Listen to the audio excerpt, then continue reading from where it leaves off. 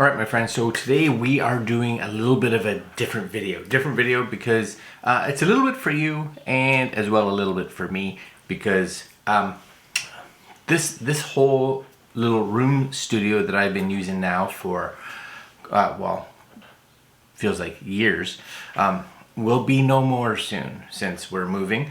And I've always had a few people ask if we could, or if I could do a little tour of all the gear that I personally use when we're doing some of these videos. So I figured now would be a good time because this will probably be one of the last times, at least for me, that I kind of see it like this since we're moving and it's all getting changed and uprooted. So today we're going to go through just the gear that I use to do these videos, and that'll be it. We'll be starting to pack it all up soon. All right, guys, coming up.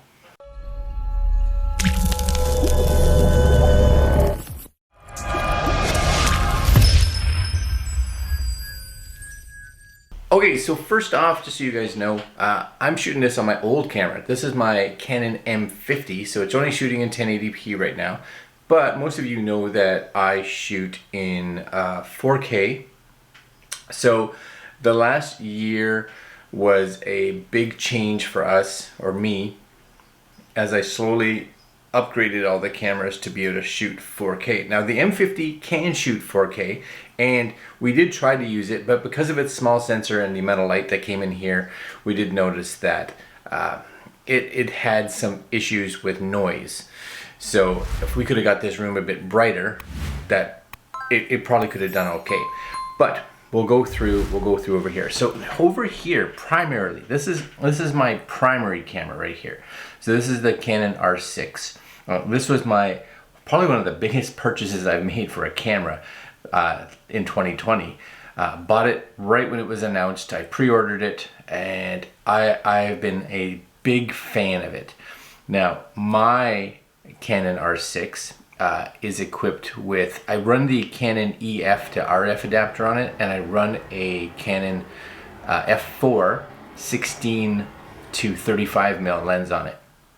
So I actually bought that lens used because I wanted it, but I didn't want to spend the astronomical price, at least right now, for the new RF version. So that's kind of how that camera sets up. Now you will notice on the front we do have, it's just a little newer set of like flags, and the reason that I have that on there is that because that lens actually shoots as wide as it does, there can be instances where the lights that we have here, depending on how I hit this, or it moves, sometimes I hit it with my shoulder or I move it while I'm walking into the room, can cause a bit of a lens flare. So I actually take this, you can see it here, right?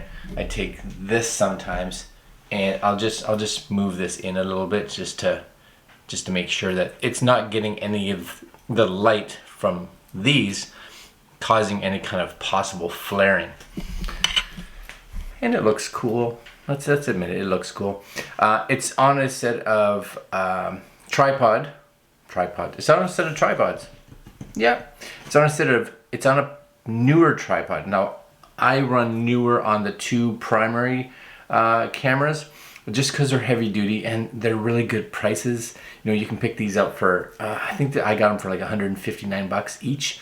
Heavy duty, super, like they're nice and weighted, which I really like. And for me, not moving these cameras almost ever, they're perfect, right? Perfect for that. Now the audio off of this camera, so off of the R6, you can see it here, it comes out and it goes into this Comica LinkFlex 82, and that's because the microphone that primarily records all of our stuff is an XLR microphone, which sits right above me up here.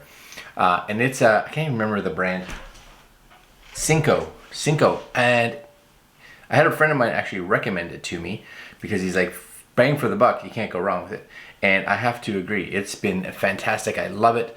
Again, it's on just a very entry-level, cheap, whatever you can, kind of mic stand, boom arm that kind of comes across, puts it right up above me, which is exactly where it should be.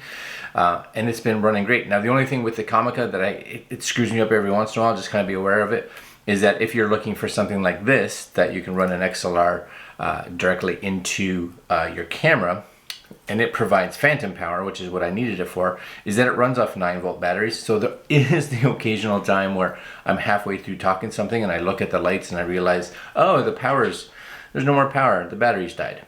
So that does bite me every once in a while, but for the most part, it works good. Again, the microphone is up here just on a cheap stand. That mic, super happy with it. Anybody that's interested, do a search for Cinco. And they make a D1 and a D2. I have both actually. This is, I can't remember which one this is, the D1 or the D2. One of them requires phantom power, and the other one you can get, it actually can be powered off of a AA or AAA battery. I have that one as well, and a lot of times it's actually hooked up into the other camera over here, and it gets, they say, I think it is like 70 to 100 hours per full charge of battery. So usually what happens is like once a month I just change the battery in it just to make sure. So that I really like, because it's never failed me, right? This one, I don't know, I need this little converter box. So that's the primary camera, this R6. Coming over here now, we have my Canon R, and the Canon R is actually the newest camera. It's the newest camera that we got, and we lucked into this camera actually, because this is where my Canon RP used to be. Well, actually over here, we changed its position, but I say lucky because we had a flood, and I had an old Canon 7D. And the insurance was awesome in that they were like, well, what did it retail for? And it was retailed at this much because it got water damage on it with a lens that was attached to it, which was both like two cameras that I like to use for photos because they still work really good, but I really didn't use them for video at all. And they were like, well, here's the replacement value. Go figure out what you would like to get in regards to that. So I got the Canon R. I had to pay a little bit of the difference, but I literally, out of pocket, paid like a couple $100 for the Canon R. Now, I shoot the Canon R with a third-party EF to RF adapter, which is by JJC. It's been working great, no complaints with it. And I run it's an old Tamron 17 to 50 or something like that, I believe. It's an f2.8 lens. Works good because the Canon R has such a big crop in video. You can use an APS-C lens on it, and it works. It actually works quite well. I'm contemplating when we move to replace the 2.8 lens to their 14. I believe it's a 14 to 35 or something like that. But it's an f2, so maybe we'll see. So this one again just sits on a set of newer heavy-duty legs. Which is really good. You will notice too on all of my cameras that I shoot with, they're all in cages. So I put them all in small rig cages. Not that I use the cages here a lot, at least not now, but in my head, when we move, they'll probably be all kitted up a bit better because I know that these or that will be their permanent home probably for a long time.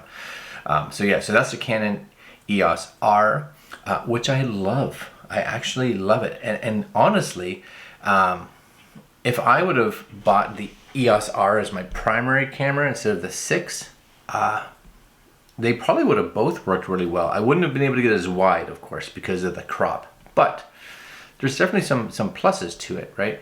The big one here, of course, on this one is non-crop with the R6. So if you like that non-crop, the R6 is a big benefit for that. The R has that 1 point, whatever it is, 1.6, 1.7 crop on it. But if you put a wide enough lens on it, who really cares? Both have really good autofocus, dual pixel autofocus in 4K, so very, very happy. Last camera in the mix, this fella over here. And this was a camera that we bought probably, easily, I think it was the beginning maybe of 2020 or in the end of 2019. I can't really remember. This is the Canon EOS RP, and it does shoot 4K, but in 4K we lose the dual pixel autofocus. So this camera shoots 100% manual focus. So we actually have just the 24 to 105 lens on it. It's the STM lens, not the L series, the STM. It's the f4 to like 7.1 or something like that. But in here, it works really great. And because I can just set it to manual focus, you know, it's not moving. I hit manual focus, kind of center of table. So as long as I'm kind of in the area, we're good. And again, just simple lens, doesn't need anything fancy. I didn't need shallow depth of field. I actually didn't want it because I am moving around on this table a lot, and I really didn't want it to miss focus that often. So setting this one at manual focus works perfect for just kind of an over the shoulder shot. And it's a nice one just to kind of show the camera or show the product off to the side on occasion. This one here, we're shooting on a K&F carbon fiber tripod. This is actually the tripod I use primarily when I am like traveling or out and about because it's light carbon fiber. And I have it, so I use it. It sits over there. When we, again, move to our new place, we may replace it with one of the newer heavy-duty tripods just because, again, I like the weight. All right, last camera that's in the mix, which you guys aren't necessarily seeing right now, but again, it's up above and it's on another boom arm, and it kind of comes in, it sits just right above or right beside the boom microphone. And I actually use my iPhone. It's the iPhone that does the top-down shot. So the top-down shot is an iPhone, and every year we get a new iPhone, and that becomes the primary camera. Now the only difference, of course, is on occasion, I need to have the iPhone to show the product that we're reviewing. In that case, I actually have, if you can see it over there, right there. It's an old iPhone 8. It can still shoot 4K. It definitely doesn't shoot it as nice as the 12, but a lot of times I'll bring that up here just to kind of shoot. So it's just, like I said, it's just a boom arm, so a boom arm, mic arm. We got a little clamp on it with like a little adjustable iPhone mount. And because it's a top-down shot, I don't mind that the depth of field is really big, right? I actually don't want too shallow because then if you miss focus, then it's blurry. So I actually like using the iPhone up there. In regards to lights, over here, which is the light that primarily lights up the table, that is just a newer, I think it's the newer 480 LED. Works great. It is a bicolor, so you can kind of set it a little more yellowy or a little more blue. Not overly expensive on a light stand that I've had for a billion years. Can't complain, it works. Over here, I have it's funny, it's an aperture light, but it was one that I found on sale online. It was one of the only reasons I got it, because usually aperture lights are a little more expensive. But it's an aperture light. It's about the same size as the newer light. It's not bicolored. It's kind of just one color temperature, but it's fine. It's color temperature that I like to shoot in. And I have a portable, foldable, collapsible little softbox. Now the softbox is a bit on the big side, and I think depending on what I do in the new place, it'll either get replaced possibly, or the light may be replaced to get a bigger light to fit this, or I'm not sure. I'm not sure, but as of now, works good. Again, just on a cheap light stand, does the job. And then table-wise, this is my IKEA table. Yeah, it was something that looked woody because it's IKEA. It's probably some kind of weird particle board, something or other.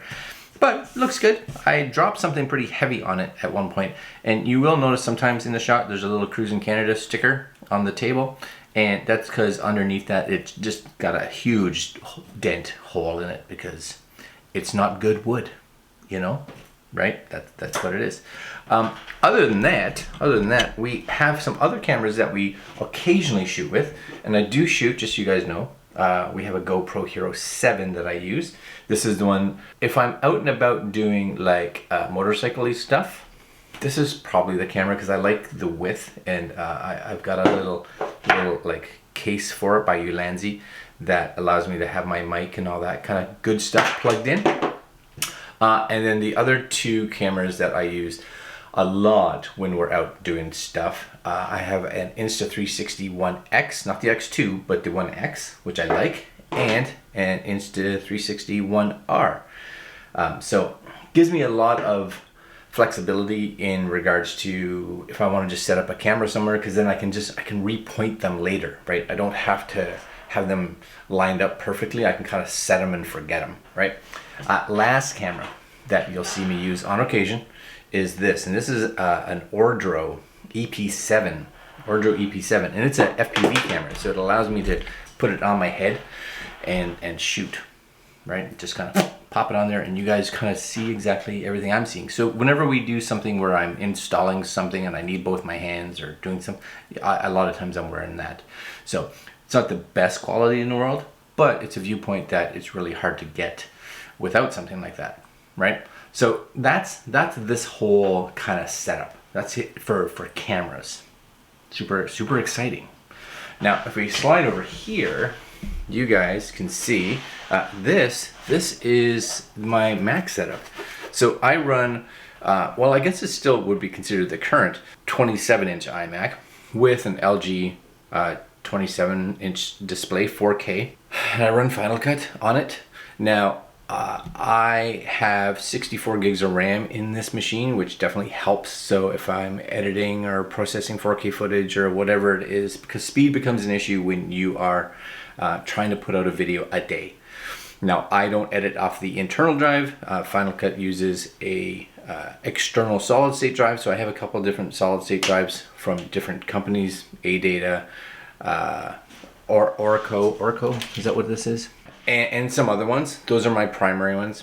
And then I have over here 2 Western Digital 8 terabyte drives, and those are strictly basically backup. So what happens is, and you'll probably notice this on occasion, is the video that you guys see come out was actually shot maybe a week or so ago.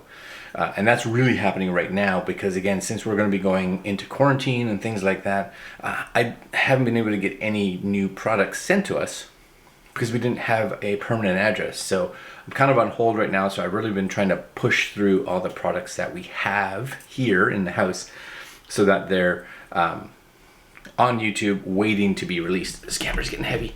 So really important for me to have those videos, because a lot of times I keep the Final Cut project files with all the raw information on one of those Western Digitals, and what happens is once the video goes live and I've watched it and it looks like everything's good and nothing's screwed up, then I delete the project file.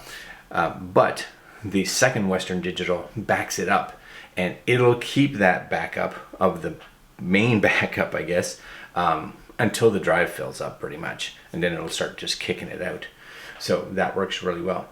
Over here, you see I have my little Lenovo, and that one there is pretty much just used for any time I need to either test any kind of Windows gear, and while these ones are working, it's nice to have a machine that I can function and use. And there are a couple of little pieces of software that I use that need Windows, so it's good to have.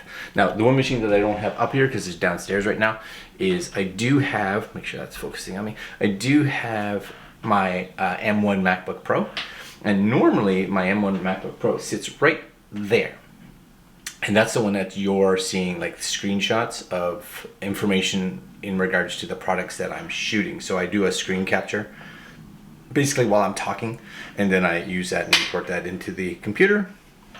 And that's really what that one is, because throughout the day I'm answering comments and I'm sitting downstairs and I'm talking to companies that are sending products and et cetera, I need something portable, and that one works like a charm.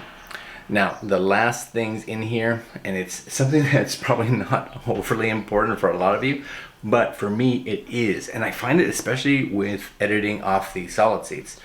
I have a fan over here, I have a fan up here, and I have a fan over here, and it is to help keep this room cool. So they all get turned off, of course, when I'm shooting, but the moment that I start editing, these are all on and running because it helps. This room gets warm. It gets really warm. The computers, of course, don't like being warm. Solid state drives hate being warm, and little tiny solid state drives heat up a lot, especially when there is constant activity. So I am usually having a fan just firing at them to help keep them cool. That's kind of it. Oh, one last thing. One thing that I actually really like, I just bought this, a little drawer pull-out drawer here for all my batteries. So this is kind of where everything charges. So batteries for the R5, I wish I had an R5, R6 and R, because those use the same batteries. Of course, battery charger for this M50, battery charger for the RP, and battery chargers for the Insta360 camera batteries and the GoPro batteries. So those are all rock and roll. And as you can see over here too, a little charger for my 9-volt batteries because of needing it for that mic adapter. All right, guys, this is the tour. This is a bit of the tour of the gear that I use to make these videos. It's all going to be changing. Not the cameras themselves. They'll probably all be the same. But I may add some. I may change some lenses. But just so you guys know, like the computer desk that I have, this desk over here, it's not even coming with us. We're just letting somebody who wants it have it in the neighborhood, someone that needs it, right? So I'm going to be replacing it with newer and better, hopefully. All right, guys, that's it. If you have any questions on the gear that I use, let me know. Very exciting. I'm excited to set up and create a new studio. Yeah, in the new house. It's going to be fun. All right, guys, like, comment, share, subscribe. Hit that little notification bell. My arm's getting super tired from holding this camera. And we will see you guys tomorrow. We are traveling and moving soon. Later, my friends.